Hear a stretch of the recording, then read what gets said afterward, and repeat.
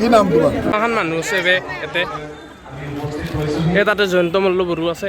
এই যিটো skill centre ইয়াত আজি আমি আধাৰশিলা বা ভূমি পূজন কৰিছোঁ আৰু এই অনুষ্ঠানটো আমি আগন্তুক পাইছোঁ। মই আপোনালোকক এটা নিশ্চয় অনুৰোধ জনাব খুজিম, আপোনালোকে হয় নহয়, আমি এই অঞ্চলটোৰ এটা উন্নয়ন বিচাৰি আছিলোঁ আৰু আজি ইয়াতে এখন মানে অসমৰ নহয় ভাৰতবৰ্ষৰ ভিতৰত state of art skill institute এখনৰ আমি আজি আধাৰশিলা আৰম্ভ কৰিলোঁ আৰু মই এই ক্ষেত্ৰত এই অঞ্চলৰ ৰাইজক বিশেষভাৱে ধন্যবাদ দিছোঁ যে আপোনালোকৰ সহযোগত এই কামটো মই কৰিব পাৰিলোঁ। আজি আমাৰ মাজত উপস্থিত থকা আমাৰ জিলা সভাপতি জয়ন্ত বুজৰ বৰুৱা ডাঙৰীয়া, মণ্ডল সভাপতি নন্দলাল চৰকাৰ ডাঙৰীয়া, মঞ্চত উপবিষ্ট আমাৰ দলৰ নিৰ্বাচিত প্ৰতিনিধি আৰু দলৰ সদস্যসকল, বিভাগৰ ছেক্ৰেটাৰীকে প্ৰমুখ কৰি লোক নিৰ্মাণ বিভাগৰ বিষয়াসকল আৰু আজি এই বৃহত্তৰ অঞ্চলত বিভিন্ন ঠাইৰ পৰা আহি উপস্থিত হোৱা মোৰ শ্ৰদ্ধাৰ আই মাতৃসকল, আমাৰ যুৱক যুৱতী তথা এই অঞ্চলৰ বিশিষ্ট ব্যক্তিসকল, সকলোকে মই পোনপ্ৰথমে শুভেচ্ছা আৰু ধন্যবাদ জ্ঞাপন কৰিছোঁ। শ্ৰদ্ধাৰ ৰাইজ, এই অঞ্চলটো, এই ধমধমা অঞ্চলটো আগতে বৰমা বিধানসভাৰ অন্তৰ্গত আছিল। যোৱাবাৰ ডিলিমিটেশ্যনৰ সময়ত এই অঞ্চলটো আমাৰ নলবাৰী বিধানসভাৰ অন্তৰ্গত হ'ল আৰু এই অঞ্চলৰ ৰাইজৰ লগত অৱশ্যে মোৰ বহু আগৰ পৰা এটা ঘনিষ্ঠ সম্পৰ্ক আছিল। যোৱা লোকসভাৰ সময়তো আপোনালোকে যথেষ্টখিনি আমাক সহায় কৰিছিল আৰু এই অঞ্চলটো এইবাৰ এই যে এমাহ পিছত বিধানসভাৰ নিৰ্বাচন আছে, এই নিৰ্বাচনত নলবাৰী বিধানসভাৰ বাসিন্দা হিচাপে ভোটাৰ হিচাপে আপোনালোকে ভোটদান কৰিব। গতিকে এই অঞ্চলটি এনেকুৱা ধৰণৰ এখন অনুষ্ঠান ইয়াত আনিবলৈ পাই, ইয়াত আৰম্ভ কৰিবলৈ পাই মই অত্যন্ত গৌৰৱান্বিত অনুভৱ কৰিছোঁ। এই অঞ্চলৰ ৰাইজক ধন্যবাদ দিছোঁ। মই যেতিয়া স্কিল ডেভেলপমেণ্ট ডিপাৰ্টমেণ্টৰ মন্ত্ৰী আছিলোঁ তেতিয়া সেই সময়ত আমি এটা পৰিকল্পনা কৰিছিলোঁ যে অসমত স্কিল ডেভেলপমেণ্ট বা দক্ষতা শিক্ষাৰ কাৰণে কিছুমান অনুষ্ঠান কৰিব লাগে। এই ক্ষেত্ৰত আমি L&Tৰ লগত এটা MOU চাইন কৰিছিলোঁ। আপোনালোকে জানে যে L&T ভাৰতবৰ্ষৰ নহয় বিশ্বৰ এটা আগশাৰীৰ অনুষ্ঠান, যে ৰাস্তা বনায়, বিল্ডিং বনায়, বিভিন্ন কনষ্ট্ৰাকশ্যন ৱৰ্কৰ কাম কৰে। নিৰ্মাণ ক্ষেত্ৰত L&Tৰ এটা বিশেষ সুনাম আছে আৰু সেই ধৰণে তেখেতসকলে গোটেই বিশ্বতে বিভিন্ন ঠাইত কাম কৰে। অসমতো L&Tয়ে বহুত কাম কৰি আছে। আমাৰ মুখ্যমন্ত্ৰী ডক্টৰ হিমন্ত বিশ্ব শৰ্মা ডাঙৰীয়াৰ নেতৃত্বত আমি L&Tৰ লগত আলোচনা কৰিছিলোঁ যে আমি কিছুমান দক্ষতাৰ ইনষ্টিটিউট কৰিব খোজোঁ, যিবিলাক স্কিল তেওঁলোকে মানুহ বিচাৰি থাকে। আজি আপোনালোকে গম নাপায় যে আমাৰ এতিয়া গুৱাহাটীতে কেইদিনমান আগত শৰাইঘাটত মানে ব্ৰহ্মপুত্ৰ এখনৰ ওপৰত এখন ব্ৰিজ হৈছে। কেইদিনমান আগত প্ৰধানমন্ত্ৰী ডাঙৰীয়াই তাক আৰম্ভ কৰি গ'ল। এতিয়া এখন পলাশবাৰী আৰু শুৱালকুছিৰ মাজৰ ব্ৰিজ এখনৰ নিৰ্মাণ কাৰ্য চলি আছে। কেইদিনমান পিছত আমাৰ নাৰেংগী কুৰুৱাৰ মাজত এখন ব্ৰিজৰ কাম আৰম্ভ হ'ব আছে। এই উদ্দেশ্য এইটোৱে যে আমাৰ ল'ৰা ছোৱালীবিলাকে আজিকালি স্কিল কামবিলাক কৰা বাদ দি দিলে। এই স্কিল কামবিলাক কৰা বাদ দিওঁতে কি হ'ল, আমি যাক অচিনাকি বুলি কওঁ, বাংলাদেশী ন্যায় চব কাম ধৰি লৈ গুচি গ'ল। আমাৰ মানুহে আজিকালি ইনষ্টেণ্ট এনেকুৱা ধৰণৰ কাম নকৰোঁতে কি হ'ল, আমাৰ ল'ৰা ছোৱালীয়ে ট্ৰেইনিং নলওঁতে সেই কামবিলাক বাংলাদেশী ন্যায়ৰ হাতত গুচি গ'ল আৰু আমাৰ মানুহবিলাক নিবনুৱা হৈ গ'ল। সেইকাৰণে আমাৰ ল'ৰা ছোৱালীয়ে এই স্কিল শিকিব লাগিব আৰু আমাৰ ল'ৰা ছোৱালীয়ে বাংলাদেশী ন্যায়ৰ পৰা কাম কাঢ়ি আনিব লাগিব আৰু সেইটো আমাৰ এক উদ্দেশ্য। আমাৰ এক উদ্দেশ্য আছে যে আমাৰ ইয়াতে কিয় স্কিল ইনষ্টিটিউট কৰিছোঁ। আমাৰ দক্ষতাৰ ল'ৰা ছোৱালী, আৰু এইবিলাক কাম কোনো সৰু কাম নহয়, এইবিলাক দক্ষতাৰ কাম। ইয়াৰ কাৰণে ট্ৰেইনিং লাগিব, ইয়াৰ কাৰণে ভালকে শিকিব লাগিব। আৰু আমাৰ মানুহে স্কিল দক্ষ মানুহক এতিয়া ৰেচপেক্ট দিয়া আৰম্ভ কৰিছে। নতুন শিক্ষানীতিত দক্ষতাৰ শিক্ষাক আটাইতকৈ গুৰুত্ব দিয়া আৰম্ভ কৰিছে। প্ৰত্যেক কলেজ স্কুল, প্ৰত্যেকখন স্কুলত আজিৰ তাৰিখত কিবা নহয় কিবা আপুনি এটা স্কিল ট্ৰেইনিং ল'বই লাগিব। নতুন এডুকেশ্যন পলিচিত এইবিলাক কথা আহিছে। আমি যিটো নতুন শিক্ষানীতি বনাইছোঁ যে ভাৰতবৰ্ষত শিক্ষিত মানুহ আছে কিন্তু দক্ষ মানুহৰ অভাৱ আছে। দক্ষ মানুহৰ কেতিয়াও মৰণ নাই। মই এইকাৰণে কওঁ যে আমি সকলোৱে দক্ষ মানুহ বিচাৰি থাকোঁ, কিন্তু ভাৰতবৰ্ষত অসমখনত আনএমপ্লয়ড ল'ৰা বহুত আছে। আজি আমাকো ভাল মানুহ লাগে, ভাল কাম জনা মানুহ লাগে, কিন্তু আমাৰ শিক্ষিত মানুহ বহুত ওলাই কাম জনা নাজানে। তাৰ কাৰণে স্কিল, হাতৰ বিদ্যা কিবা নহয় কিবা জানিব লাগিব। আৰু যোনে হাতৰ বিদ্যা জানে, যিকোনো দক্ষতা জানে, তেওঁৰ কেতিয়াও মৰণ নাই, তেওঁ কেতিয়াও নিবনুৱা হ'ব নালাগে। আৰু তেনেকুৱা ধৰণৰ দক্ষ ব্যক্তি আমি ইয়াত নিৰ্মাণ কৰিম। এই ধমধমা অঞ্চলত আমি তেনেকুৱা দক্ষতাৰ ইনষ্টিটিউট বনাইছোঁ। আজি আমাৰ লক্ষ্য হ'ল যে প্ৰতি বছৰে অতি কমেও 500 ল'ৰা ছোৱালী এই নামনি অসমৰ বৃহত্তৰ অঞ্চলৰ পৰা আমাৰ ল'ৰা ছোৱালী আমি প্ৰস্তুত কৰিম, যাতে বিভিন্ন ক্ষেত্ৰত গৈ আমাৰ ল'ৰা ছোৱালী দপদপাই কাম কৰি থাকিব পাৰে, সংস্থাপন ল'ব পাৰে, নিজৰ উপাৰ্জন বৃদ্ধি কৰিব পাৰে। আৰু সেই লক্ষ্য আগত ৰাখিয়ে আজি আমি এই স্কিল ইনষ্টিটিউটৰ শুভাৰম্ভ কৰিছোঁ। মই অত্যন্ত আনন্দিত যে আমাৰ সমষ্টিৰ এই ধমধমা অঞ্চলত এনেকুৱা এখন অনুষ্ঠান আজি শুভাৰম্ভ কৰিব পাৰিলোঁ। ইয়াৰ শিলান্যাস আমাৰ ইয়াত ভূমি পূজন কৰি আমি কাম আৰম্ভ কৰিলোঁ। কেইদিনমান আগত মুখ্যমন্ত্ৰী ডাঙৰীয়াই আভাসিকভাৱে ইয়াৰ শুভাৰম্ভণি কৰিছিল, আৰু আজি আমি ভূমি পূজন কৰি তাৰ কাম আৰম্ভ কৰি দিলোঁ, যাতে এই কামখিনি অহা 18 মাহৰ ভিতৰত, প্ৰয়োজন হ'লে 24 মাহ আছে, কিন্তু 18 মাহৰ ভিতৰত আমি ভাবিছোঁ যে 1.5-2 বছৰৰ ভিতৰত ইয়াত যাতে কমপ্লিট বিল্ডিংবিলাক বনি উঠে, আৰু এই ইনষ্টিটিউটখন অসমৰ এখন আগশাৰীৰ দক্ষতা শিক্ষাৰ প্ৰতিষ্ঠান হয়, তাৰ কাৰণে আমি কাম কৰিছোঁ। আজি এই অঞ্চলৰ ৰাইজক মই ধন্যবাদ দিছোঁ। এটা নতুন কামৰ কাৰণে আপোনালোকে সকলোৱে হিয়া উজাৰি ইয়াত আশীৰ্বাদ দিব আহিছে। আমি বিশ্বাস ৰাখোঁ যে আপোনালোকৰ মৰম চেনেহে আমাক কাম কৰাৰ প্ৰেৰণা দিব। যোৱা 5টা বছৰ মুখ্যমন্ত্ৰী ডক্টৰ হিমন্ত বিশ্ব শৰ্মা ডাঙৰীয়াৰ নেতৃত্বত আপোনালোকৰ আশীৰ্বাদ লৈ আমি কাম আৰম্ভ কৰিছিলোঁ। আৰু এই 5টা বছৰত চেষ্টা কৰিছিলোঁ যে নলবাৰীৰ সকলো অঞ্চলৰ কেনেকৈ সামগ্ৰিক উন্নয়ন কৰিব পাৰি। তাৰ আগতেও 2011 চনত নলবাৰীবাসীয়ে মোক বিধায়ক হিচাপে লৈ দিছিলে। তেতিয়াৰ পৰাই মোৰ এটাই সপোন আছিল যে নলবাৰীখনক কেনেকৈ আমি বিভিন্ন ধৰণৰ শিক্ষানুষ্ঠানেৰে আগবঢ়াব পাৰোঁ। কাৰণ নলবাৰী হ'ল প্ৰজ্ঞাৰ নগৰী, নলবাৰী শিক্ষিত মানুহৰ অঞ্চল। এই শিক্ষিত মানুহবিলাকে যাতে নিজৰ অঞ্চলতে উচ্চ শিক্ষা ল'ব পাৰে, তাৰ পৰিকল্পনাৰে আমি কাম আৰম্ভ কৰিছিলোঁ। 2011 চনত প্ৰথম বিধায়ক হৈ নলবাৰীত আমি বিশ্ববিদ্যালয়খনৰ কাম আৰম্ভ কৰিছিলোঁ। আজি এখন সুন্দৰ ৰূপ পাই সেই নলবাৰী সংস্কৃত আৰু পুৰাতন অধ্যয়ন বিশ্ববিদ্যালয়ে এটা নতুন ৰূপ পাবলৈ সক্ষম হৈছে। নলবাৰীত সেই সময়তে মোৰ নিজৰ গাঁওখনতে এখন পলিটেকনিক কলেজ আৰম্ভ কৰিছিলোঁ। আজি এক সুন্দৰ ৰূপেৰে এই পলিটেকনিক কলেজখন চলি আছে।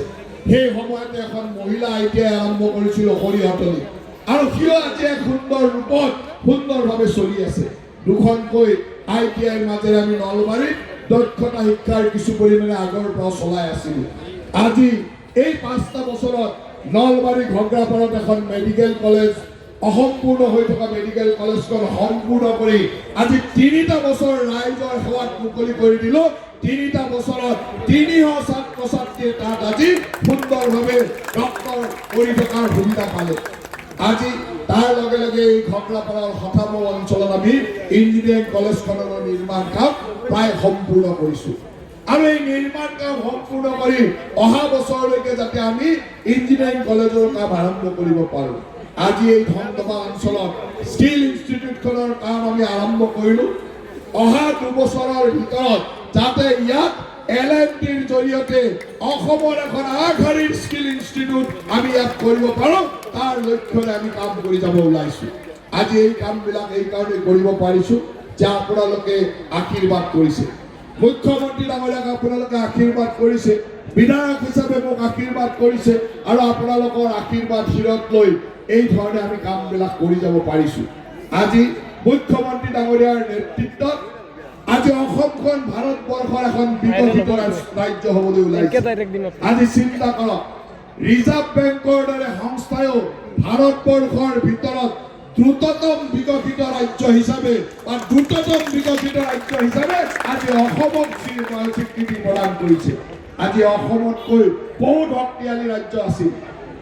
উত্তৰ প্ৰদেশ, কৰ্ণাটক, অন্যান্য বিভিন্ন ৰাজ্য, গুজৰাট, মহাৰাষ্ট্ৰৰ দৰে ৰাজ্যকো চেৰ পেলাই আজি অসমে ভাৰতবৰ্ষৰ ভিতৰত দ্ৰুততম বিকশিত ৰাজ্য হিচাপে আজি মুখ্যমন্ত্ৰী ডাঙৰীয়াৰ নেতৃত্বত আগবাঢ়ি যাবলৈ সক্ষম হৈছে।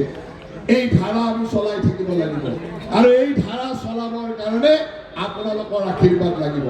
আপোনালোকে আশীৰ্বাদ কৰিব। অহা এপ্ৰিল মাহৰ প্ৰথমতে বিহুৰ আগে আগে আপোনালোকৰ আশীৰ্বাদৰ সময়। নিৰ্বাচন আহি আছে, আৰু এই নিৰ্বাচনত আপোনালোক সকলোৱে মুখ্যমন্ত্ৰী ডাঙৰীয়াৰ লগতে এই অঞ্চলৰ আমাকো আশীৰ্বাদ কৰিব, যাতে আপোনালোকৰ আশীৰ্বাদত এই যাত্ৰা দ্ৰুততমভাৱে আমি চলাই যাব পাৰোঁ। আপোনালোকৰ মৰম চেনেহ আমাৰ কাম্য আৰু আমাৰ প্ৰেৰণাৰ উৎস। আজি আমাৰ চৰকাৰখনে যি ধৰণে ৰাইজৰ উন্নয়নৰ কাৰণে কাম কৰিছে, প্ৰতিটো অঞ্চলৰ ৰাস্তা ঘাট বিকাশৰ কাৰণে কাম কৰিছে, সেই ধৰণে প্ৰতিটো ব্যক্তি, প্ৰতিজন পৰিয়ালকো যাতে আমি সকাহ দিব পাৰোঁ তাৰ কাৰণে আমি কাম কৰিছোঁ। আজি কেইদিনমান আগত আমি নলবাৰী সমষ্টিত 37,580 গৰাকী আই মাতৃলৈকে আমি অৰুণোদয় দিছিলোঁ, আৰু অহা 10 তাৰিখে, আজি কেই তাৰিখ? আজি 5 তাৰিখ, আৰু 5 দিন আছে, 6, 7, 8, 9, 10 তাৰিখে আপোনালোক সকলোৱে নিজৰ নিজৰ পঞ্চায়ত অফিচ বা পঞ্চায়তৰ কোনোবা নহয় কোনোবা এটা মিটিঙলৈকে আহিব, আৰু মুখ্যমন্ত্ৰী ডাঙৰীয়াই তাৰ পৰাই সম্বোধন কৰিব। আৰু নলবাৰী সমষ্টিৰ 37,580 গৰাকী মহিলাই একেলগে সিদিনাখন কিমানকে পাব? 9,000 টকাকৈ একেলগে আপোনালোকে সিদিনাখন 37,580 গৰাকী মহিলাই পাব। এয়া হ'ল আমাৰ বিকাশ, এয়া হ'ল আমাৰ সাধাৰণ মানুহৰ প্ৰতি দায়িত্ব। কেইদিনমান আগত ঘগ্ৰাপাৰত একেলগে 34,000 আই মাতৃক 10,000 টকাকৈ চেক দিছিলোঁ। কোনে কোনে পাইছিল এবাৰ হাত লওকচোন? চবে পাইছে। এটা অৰুণোদয় কোনে কোনে পাই আছে হাত লওক। 9,000 সোমাই যাব, চবৰে 9,000 সোমাই যাব। আগতে 35,000 আছিল, কেইদিনমান আগত আৰু 2,000 সোমাই দিছোঁ। গতিকে মুখ্যমন্ত্ৰী ডাঙৰীয়াৰ কাৰণে এটা জোৰছে হাত চবে বনাই দিয়ক। উৰুলি মাৰিব নেকি?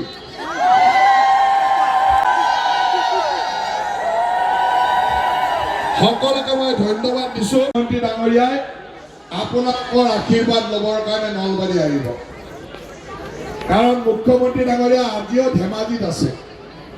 আজি গোটেই অসমৰ বিভিন্ন ঠাইত টিভিত দেখি আছে, মোবাইলত দেখি আছে নাই, মুখ্যমন্ত্ৰী ডাঙৰীয়াই ৰাইজৰ আশীৰ্বাদ ল'বৰ কাৰণে বিভিন্ন ঠাইত ঘূৰি ফুৰিছে, ৰাইজৰ আশীৰ্বাদ, জন আশীৰ্বাদ ল'বৰ কাৰণে। আজি ধেমাজিত আছে, অহা 9 তাৰিখে নলবাৰীলৈ আহিব। আপোনালোকে সকলোৱে গৈ মুখ্যমন্ত্ৰী ডাঙৰীয়াক হিয়া উজাৰি আশীৰ্বাদ দিব, যাতে মুখ্যমন্ত্ৰী ডাঙৰীয়া পুনৰবাৰ আমাৰ নেতৃত্বত মুখ্যমন্ত্ৰী হিচাপে আহি আমি কামবিলাক আগবঢ়াই নিব পাৰোঁ। অহা 9 তাৰিখে আপোনালোকক মই এতিয়াতে মাতি থলোঁ যে সকলোৱে আহিব মুখ্যমন্ত্ৰী ডাঙৰীয়াক আশীৰ্বাদ দিবৰ কাৰণে। আৰু বিশেষ কথা ক'বলগীয়া নাই, আপোনালোকে মোক লগ পায়ে থাকে। আজি আমাৰ উপেশ গোৱালা ডাঙৰীয়া আহিছে, তেখেত হ'ল ডুমডুমাৰ বিধায়ক আৰু অসম চৰকাৰৰ মন্ত্ৰী, বহুকেইটা দায়িত্ব, গুৰুত্বপূৰ্ণ দায়িত্বত আছে। তেখেতৰ ডিপাৰ্টমেণ্টৰ পৰাই আমাক এই 31 কোটি টকা দিছে, যাৰ কাৰণে 34 crores আৰু 3 কোটি আহি আছে। 31 কোটিৰ বিল্ডিং 3 কোটি আৰু পিছত আছে। 34 কোটি টকা এখেতৰ ডিপাৰ্টমেণ্টৰ পৰা দিছে সকলোৱে ৰূপেশ গোৱালাৰ কাৰণে ডাঙৰকৈ হাত কৰিব লাগে আৰু এই 34 কোটি টকা দিয়াৰ কাৰণে আমি এই বিল্ডিং বনাব পাৰিছো মই মন্ত্ৰী থাকোঁতে স্কিল ডিপাৰ্টমেণ্টত মন্ত্ৰী থাকোঁতে এই ইনষ্টিটিউটখন চেংচন কৰি ওচৰতে আছে আহিয়ে যাব খোজে ধৰি ৰাখিব লাগে যিয়ে নহওক ধৰি ৰাখিম মুখ্যমন্ত্ৰী হিমন্ত বিশ্ব শৰ্মা আছে তেতিয়া ধৰি ৰাখিমে চিন্তা কৰিব নালাগে আমি ধৰি ৰাখিমেই আমি সকলোৱে মিলি এতিয়া এই অঞ্চলৰ উন্নয়নৰ কাম চিন্তা কৰিব লাগে কাৰণ এটা সময় আছিল মই নলবাৰীৰ পৰা ধৰ্মমা আহিবৰ কাৰণে 1.5 ঘণ্টামান লাগিছিল আগতে মই 1.5 ঘণ্টা লাগে নলবাৰীৰ পৰা ধৰ্মমা যাওঁতে এতিয়া মই 1 ঘণ্টা 15 মিনিটত গুৱাহাটীৰ পৰা নলবাৰী পাই যাওঁ 1 ঘণ্টা 15 মিনিটত গুৱাহাটীৰ পৰা ধৰ্মমা পাই যাওঁ আগতে নলবাৰীৰ পৰা ইয়াতে আহোঁতে 1.5 ঘণ্টা লাগিছিল ৰাস্তা ঘাট ভাল হ'ল গতিকে চাৰিওফালৰ পৰা আমাৰ উন্নয়ন বিকাশৰ কাম হৈ আছে আৰু হ'ব আৰু এই কাম কৰিবৰ কাৰণে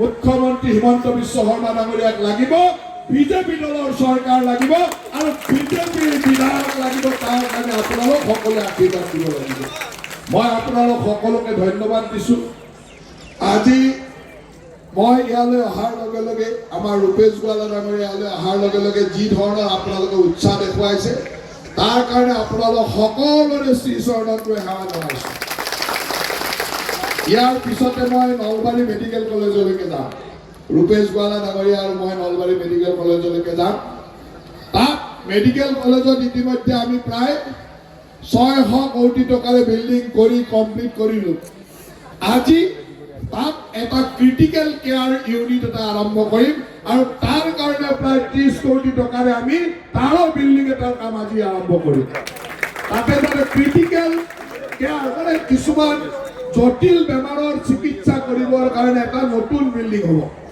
নতুন ইউনিট এটা হ'ব ইমানখিনি আমি কৰিলোঁ MRI হ'ল বিভিন্ন ধৰণৰ ব্যৱস্থা হ'ল এতিয়া নলবাৰী মেডিকেল কলেজখন অসমৰ নতুনকৈ হোৱা মেডিকেল কলেজ কেইখনৰ ভিতৰত আটাইতকৈ বেছি পেচেণ্ট অহা আৰু আটাইতকৈ ভালভাৱে চলি থকা মেডিকেল কলেজ সেই মেডিকেল কলেজখনত আমি কেইদিনমান আগতে এটা MRI লগাইছিলোঁ MRI-টো এনেকুৱা যে গভৰ্ণমেণ্ট ছেক্টৰত ব্ৰহ্মপুত্ৰৰ উত্তৰ পাৰে যিমান ৰাইজে যি দায়িত্ব দিছিল সেই দায়িত্ব কিমানখিনি পালন কৰিব পাৰিছোঁ একবাৰ টাউনলৈকে গ'লে চাগে গম পাই যায় যে আমি কিমানখিনি কৰিব পাৰিছোঁ গম পায় নে নাপায় টাউনত গ'লে গম পায় নে নাপায় আজিকালি নলবাৰীৰ বাসিন্দা বুলি কয় অলপ গৌৰৱ লাগে নে নাই ভাল লাগে নে নাই আগতেতো লাজে লাগিছিল নলবাৰীত এনেকুৱা ৰাস্তা পানী উঠে এইটো হয় সেইটো হয় মোৰে লাজ লাগিছিল মই বাহিৰৰ পৰা মানুহ আহিলে ভাবোঁ যে নলবাৰীত ক'ত দেখাম ক'ত লৈ যাম এতিয়া বুকু ভিন্দাই যাওঁ যে ঠিক আছে চাই যাওঁ আমাৰ নলবাৰীত কিমান উন্নত হৈছে হয় নে নহয় দেখাব পাৰি নে নোৱাৰি আমাৰ নলবাৰীত যি লাইট লাগি আছে যিমান ধুনীয়া ডিজাইনৰ লাইট লাগি আছে বেলেগৰ ক'ৰবাত যায় দেখা পাইছে নেকি এনেকুৱা জিলা সদৰত দেখা পাইছে নেকি গতিকে আমি নলবাৰী বহুত আগবাঢ়ি গ'লোঁ 5 বছৰত আৰু আগবাঢ়িব লাগিব নলবাৰী অসমৰ ভিতৰত এখন আগশাৰীৰ চহৰ আগশাৰীৰ অঞ্চল হ'ব লাগিব আৰু সেই দিশেৰে আমি কাম কৰিব লাগিব আৰু তাৰ কাৰণে আপোনালোকৰ আশীৰ্বাদ লাগিব দিবনে নাই এতিয়া লাহে লাহে চাকৰি মাৰিছিলে দিবতো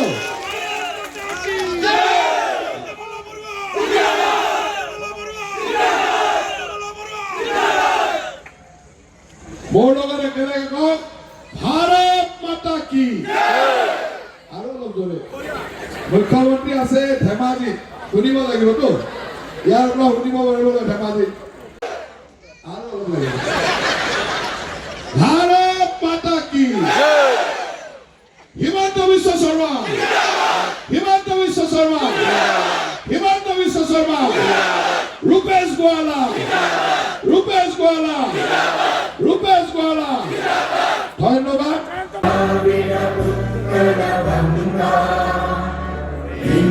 হিমাচল যমুনা গঙ্গা উচ্চল জলধি তরঙ্গা তব শুভ নামে জাগে তব শুভ আশিষ মাগে গাহে তব জয় গাথা जन गण मंगल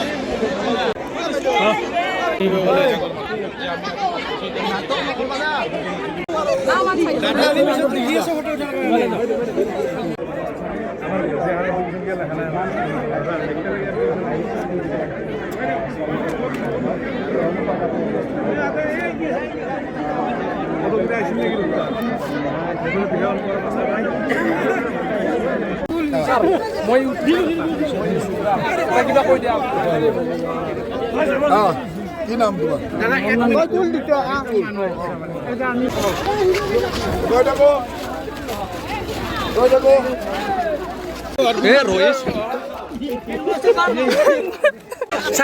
চাই এটা করতে গেলাম না দাদা যাক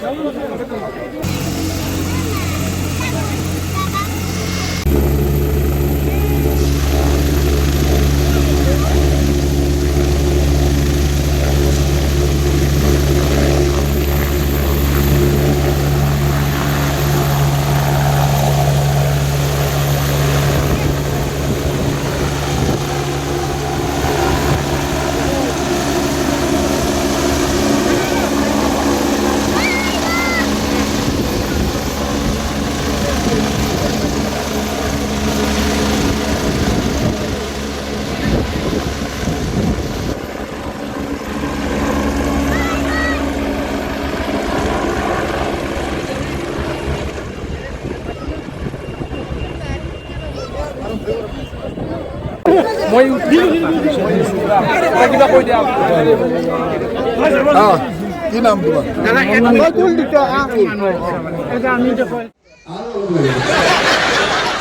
ভারত মাতা কি হিমন্ত বিশ্ব শর্মা হিমন্ত বিশ্ব শর্মা হিমন্ত বিশ্ব শর্মা রূপেশ গোয়াল গাইছ মানে হেৰি ইয়াতে যিটো আমাৰ স্কিল চেণ্টাৰ হ'ব থমথমাত আৰু আৰ্মি কেম্পৰ কাষত আৰু ইয়াতে পূজা পাতল হৈ গ'ল বঢ়িয়াকৈ ইয়াতে পূজা পাতল হৈ গ'ল আৰু এতিয়া যিটো স্কিল চেণ্টাৰ হ'ব সেইটো মই দেখি আছোঁ চাব এনেকুৱা স্কিল চেণ্টাৰ হ'ব এনেকুৱা ডিজাইনৰ হ'ব মানে এনেকুৱা ছেম বঢ়িয়া একদম আৰু আমাৰ ইয়াতে যিটো মানে হেৰি আৰ্মি কেম্প হৈছিল আগতে থমথমাত সেই আৰ্মি কেম্পত হ'ব মানে বস্তুটো